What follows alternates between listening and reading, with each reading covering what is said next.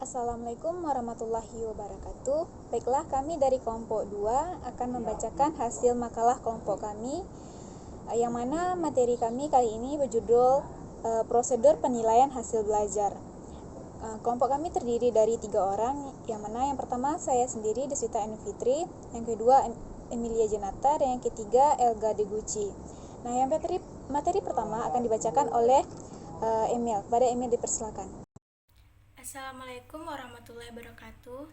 Baiklah, saya Emilia Janata akan membacakan materi yang pertama mengenai menetapkan tujuan program evaluasi atau penilaian. Evaluasi program bertujuan untuk mengetahui pencapaian tujuan program yang telah dilaksanakan. Selanjutnya, hasil evaluasi program digunakan sebagai dasar untuk melaksanakan kegiatan, tindak lanjut, atau untuk melakukan pengambilan keputusan berikutnya. Evaluasi hendaknya bertujuan dalam membantu pengembangan, implementasi, kebutuhan suatu program, perbaikan program, pertanggungjawaban, seleksi, motivasi, dan menambah pengetahuan dan dukungan dari stakeholders. Beberapa tujuan evaluasi ini terdiri atas: yang pertama, untuk memperoleh dasar bagi pertimbangan akhir suatu periode kerja, apa yang telah dicapai, apa yang belum dicapai, dan apa yang perlu mendapat perhatian khusus. Yang kedua, untuk menjamin cara kerja yang efektif dan efisien yang membawa organisasi pada penggunaan sumber daya yang dimiliki secara efisien dan ekonomis. Selanjutnya yang ketiga, untuk memperoleh fakta tentang kesulitan, hambatan, penyimpangan, dilihat dari aspek-aspek tertentu.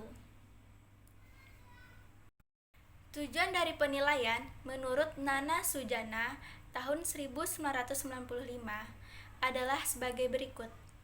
Yang pertama, mendeskripsikan kecakapan belajar siswa sehingga dapat diketahui kelebihan dan kekurangannya dalam berbagai bidang studi atau mata pelajaran yang ditempuhnya.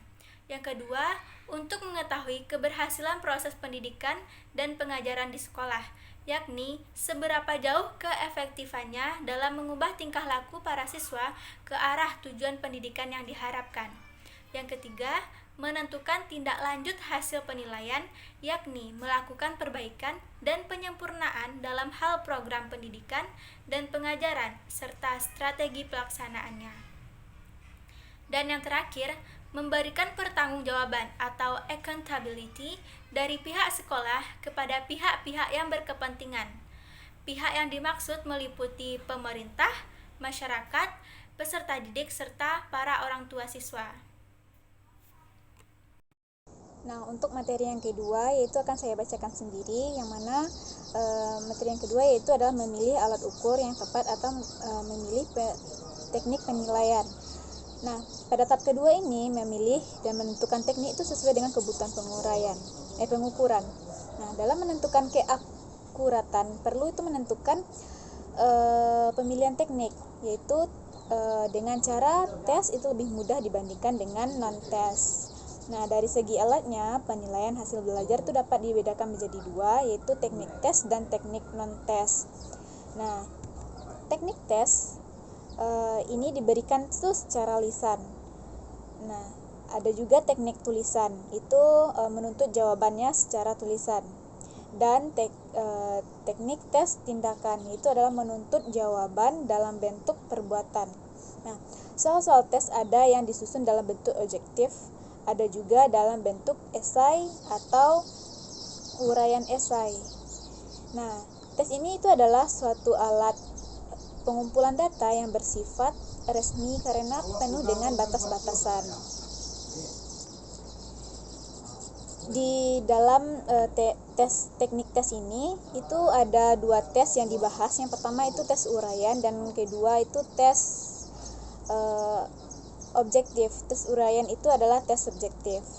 Nah, tes uraian itu terdiri dari uraian bebas, uraian terbatas, dan uraian terstruktur. Sedangkan tes objektif itu terdiri dari beberapa bentuk, yakni bentuk pilihan benar salah atau pilihan berganda dengan berbagai variasi, terus ya tes menjodohkan, dan juga isian pendek atau melengkapi.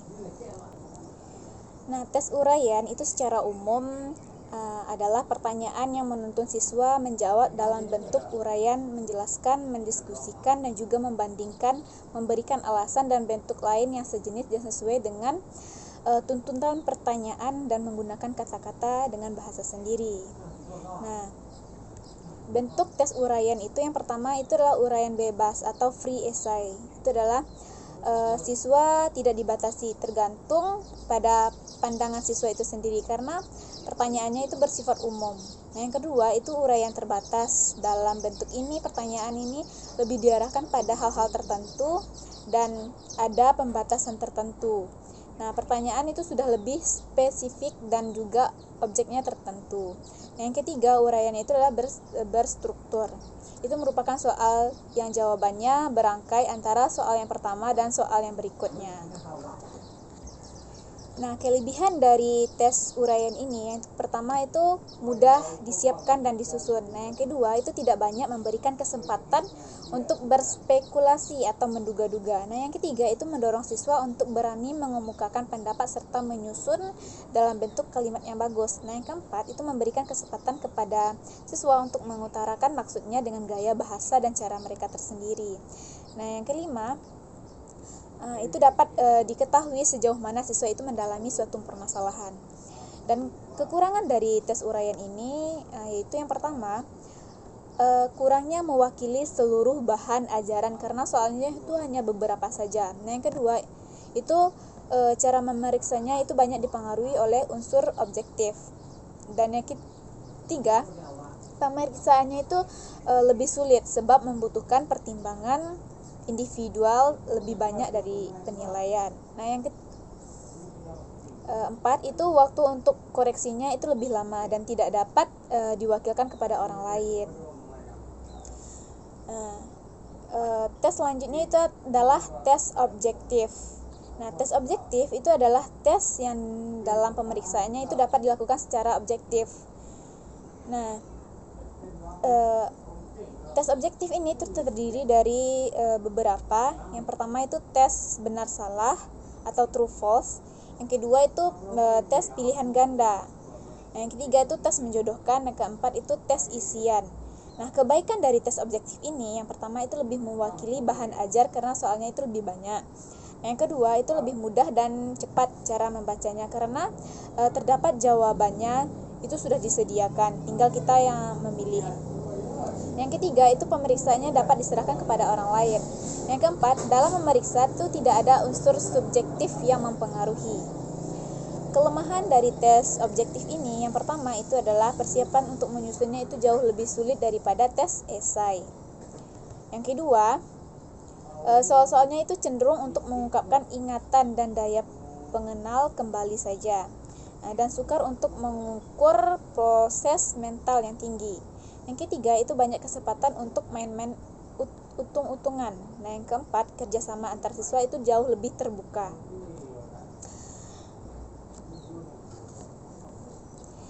Nah, yang kedua itu ada teknik bukan tes atau non-tes.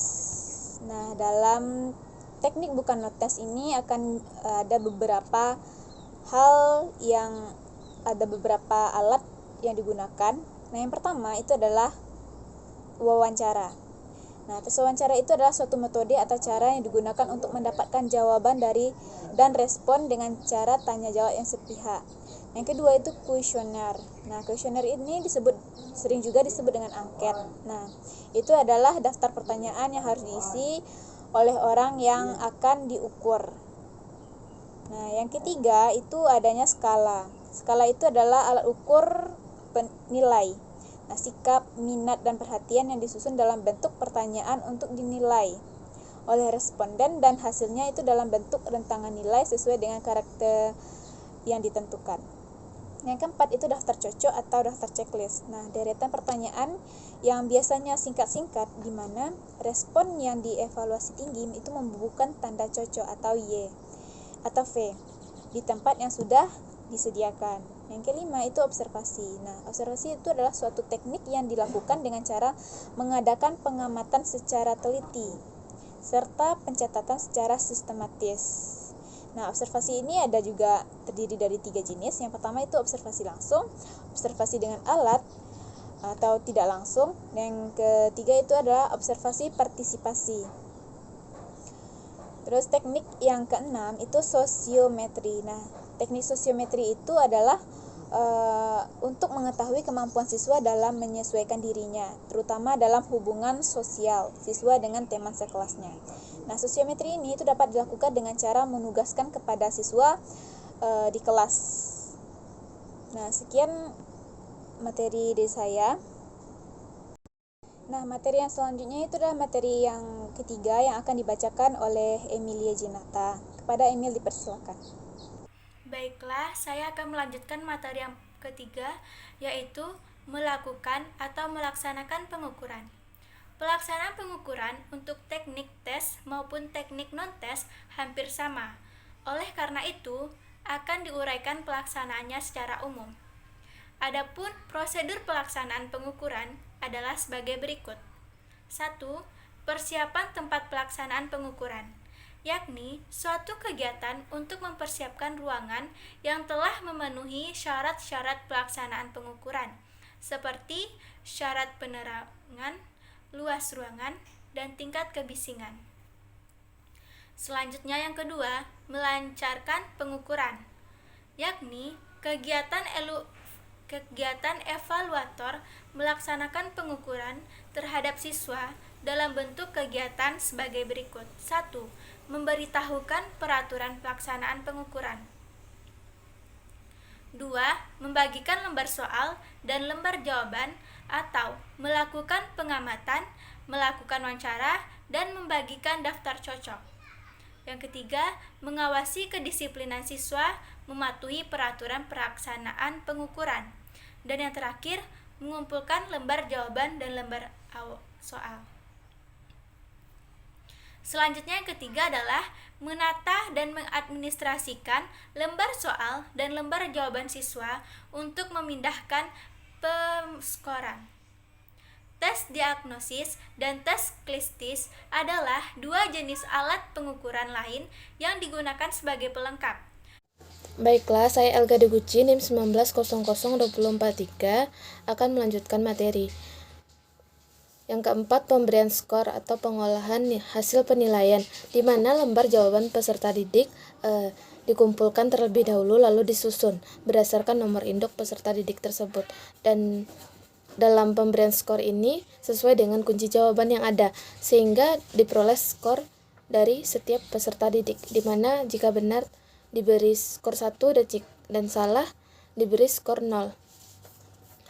Prosedur pelaksanaan pengolahan hasil penilaian ini yang pertama yaitu men-skor, yaitu kegiatan memberikan skor pada hasil penilaian yang dapat dicapai oleh siswa. Untuk men-skor atau memberikan angka ini diperlukan 3 macam alat bantu. Yang pertama kunci jawaban, yang kedua kunci scoring, dan pedoman pengangkaan. Dan yang kedua, mengubah skor mentah menjadi skor standar, di mana kegiatan evaluator menghitung untuk mengubah skor yang diperoleh siswa yang mengerjakan alat penilai disesuaikan dengan norma yang dipakai. Dan yang ketiga, mengkonversikan skor standar ke dalam nilai, yaitu kegiatan akhir dalam pengolahan hasil penilaian ini berupa pengubahan skor ke nilai baik berupa huruf atau kata-kata. Baik, selanjutnya yaitu analisa dan interpretasi skor atau telaah dan penafsiran hasil penilaian. Di sini telaah instrumen atau analisa skor. Instrumen penilaian disusun harus ditelaah terlebih dahulu sebelum diujikan.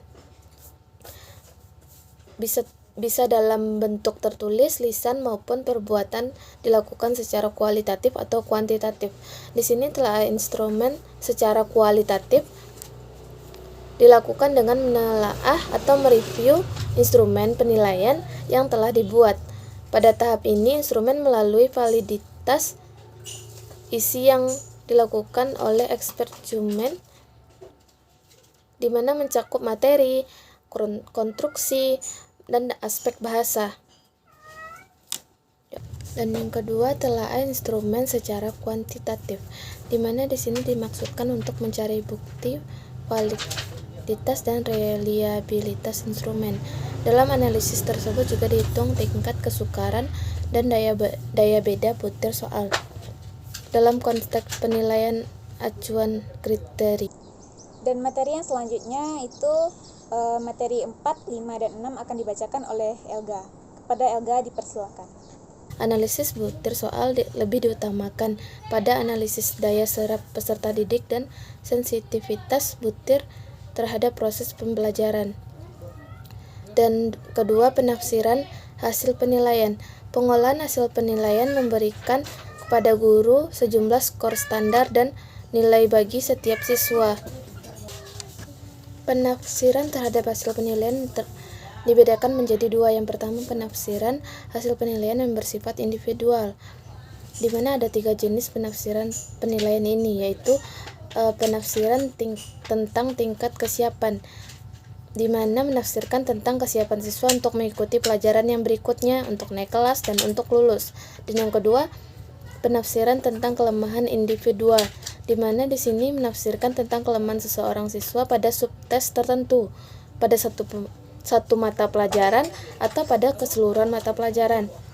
Yang ketiga, penafsiran tentang kemajuan belajar individual, di mana di sini menafsirkan tentang kemajuan seorang siswa pada satu periode pembelajaran atau pada satu periode kelas atau pada satu periode sekolah.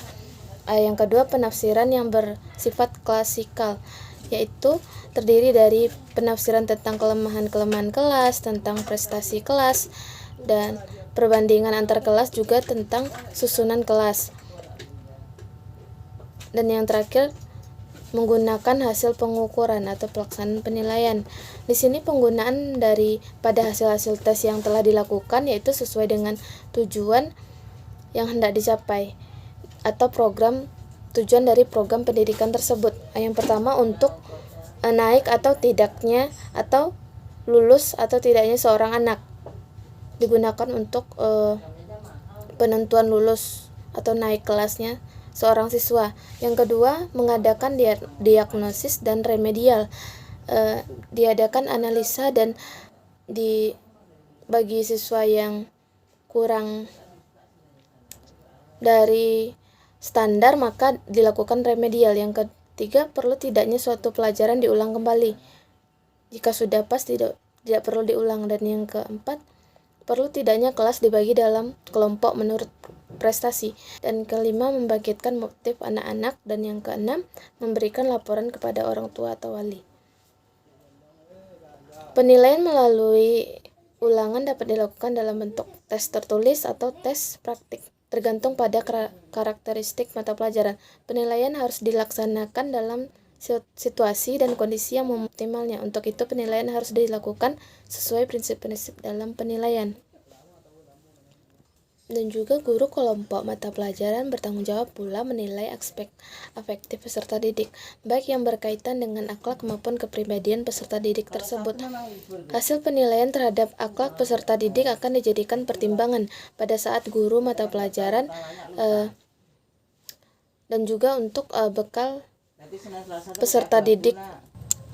Untuk menilai akhlak peserta didik tersebut, guru mata pelajaran melakukan pengamatan terhadap perilaku peserta didik tersebut baik di dalam maupun di luar kelas, yang berkaitan dengan kedisiplinan, kejujuran, tanggung jawab, sopan santun, dan nilai juga norma yang ada, dan sehingga peserta didik dapat berakhlak baik dan digunakan ilmunya nanti setelah lulus dari sekolah itu.